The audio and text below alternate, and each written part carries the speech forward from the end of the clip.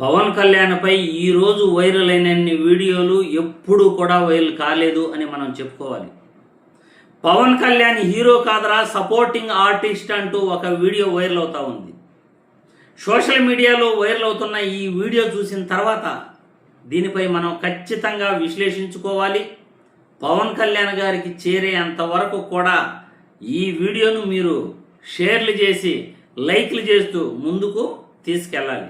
ఎందుకంటే రాజకీయాలలో ఎవరు ఎటువంటి వాళ్ళు, ఎవరు నీతివంతులు, ఎవరు నిజాయితీగా ఉన్నారు, వాళ్ళకి జ్ఞానోదయం కలుగుతుందా కలగదా, వీటన్నిటిపైన కూడా మనం చర్చించుకోవాలి.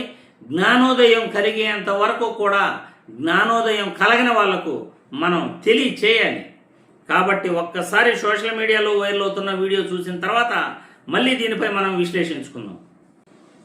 తమిళనాడులో దళపతి విజయ్ ఎంట్రీ ఇస్తూనే స్ట్రైట్ గా రెండు బలమైన ద్రావిడ పార్టీల్ని మట్టి కరిపించి సింహాసనం ఎక్కేబోతున్నాడు. కానీ పవర్ స్టార్ పవన్ కళ్యాణ్ కి మాత్రం అసెంబ్లీ మెట్లెక్కడానికి 10 ఏళ్లు పట్టింది.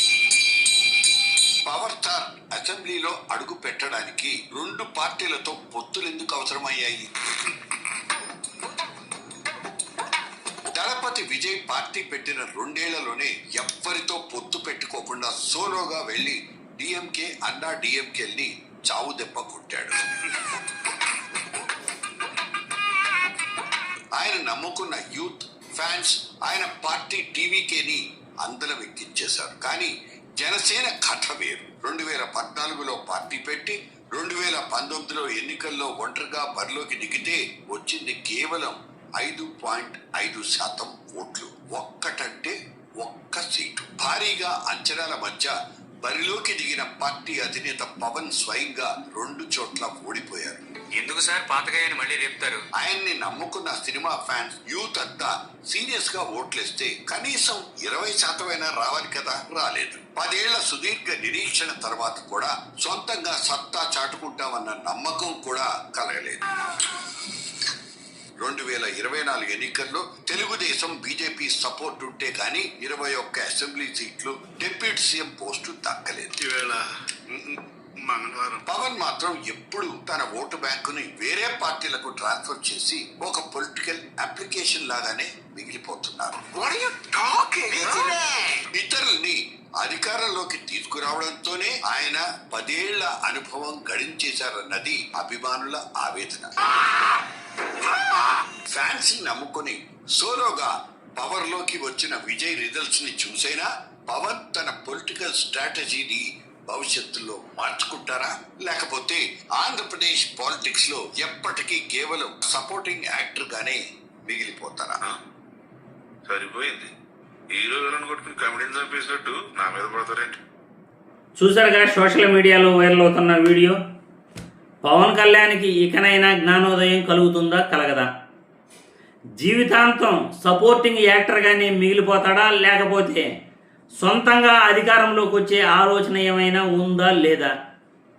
సపోర్టింగ్ యాక్టర్ ఎప్పుడూ సపోర్టింగ్ యాక్టరే, క్యారెక్టర్ ఆర్టిస్టే.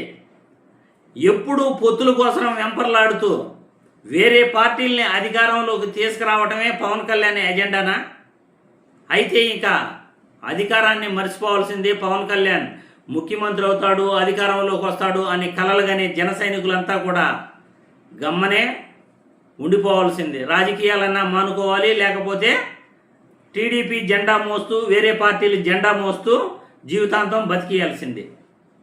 పవన్ కళ్యాణ్లో ఇంకెప్పుడు ఆత్మ పరిశీలన వచ్చేది, ఎప్పుడు జ్ఞానోదయం కలిగేది? విజయ్ గెలిచిన తర్వాత కూడా ఇంకనైనా జ్ఞానోదయం అవుతుందా కలగదా? విజయ్కి ఇతనుకున్న తేడా ఏంటో నేను గత వీడియోలో చెప్పాను.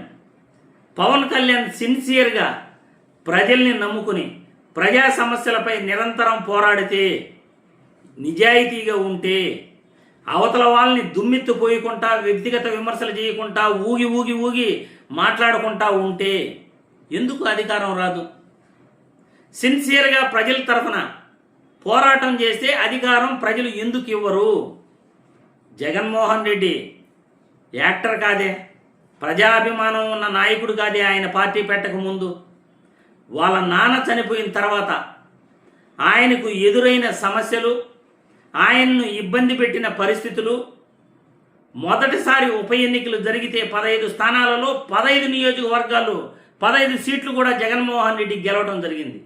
మహామహులంతా ఓడించి 15 నియోజకవర్గాలలో ఉప ఎన్నికల్లో 15 కూడా కైవసం చేసుకున్నాడు. 2019లో జగన్మోహన్ రెడ్డి గెలిచాడు. 2024లో కూడా జగన్మోహన్ రెడ్డి గెలిచాడు అని విశ్లేషకులు బాకాటంగా చెప్తున్నారు. 54 లక్షల ఓట్లు 2024లో అర్ధరాత్రి ఓట్లు వేసుకున్నారు, కుమ్ముకున్నారు అని విశ్లేషకులు ఎన్నికల డేటా చెప్తున్నారు. జగన్ గెలిచాడు, కానీ జగన్ దగ్గర నుండి బలవంతంగా లాక్కునేనారు అధికారాన్ని అని ప్రచారం జరుగుతూ ఉంది. మరి పవన్ కళ్యాణ్ ఇవన్నీ పక్కన పెట్టేస్తాం.